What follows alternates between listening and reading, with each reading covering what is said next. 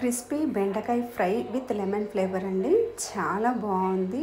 So రైస్లోకి side డిష్గా lemon రైస్లోకి కానీ పప్పన్నంలోకి కానీ చాలా బాగుంటుంది.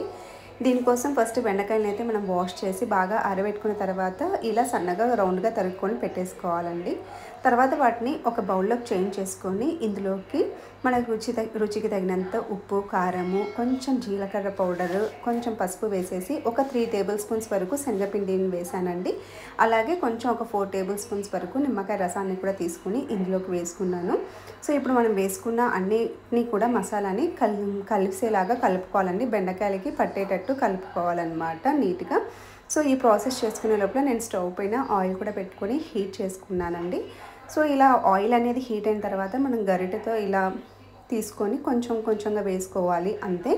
ఇలా వేసుకున్న తర్వాత నురుగంతా పైకి వచ్చేస్తుందండి. సో అప్పుడు గరిటె పెట్టి కదపకూడదు. కొంచెం నురుగు అనేది కిందికి వచ్చేసిన తర్వాత కొంచెం అటు ఇటు తిప్పుకుంటూ మనం బాగా క్రిస్పీగా వచ్చేంత వరకు ఫ్రై చేసుకోవాలి. కొంచెం మీడియం ఫ్లేమ్లో పెట్టుకుంటే మన బెండకాయలు అనేవి క్రిస్పీగా వేగిపోతాయండి.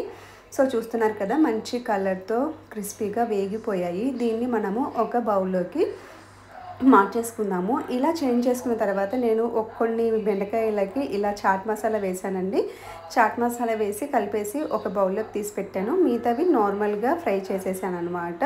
సో రెండు కూడా నాకైతే చాలా బాగా నచ్చాయండి. మేము ఇలా లెమన్ రైస్లోకి సైడ్ డిష్గా తింటామన్నమాట. ఆలూ ఫ్రై కానీ బెండే ఫ్రై కానీ.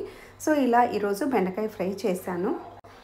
చాలా బాగున్నాయండి. మీకు కూడా నచ్చుతుందని అనుకుంటున్నాను. Thank you.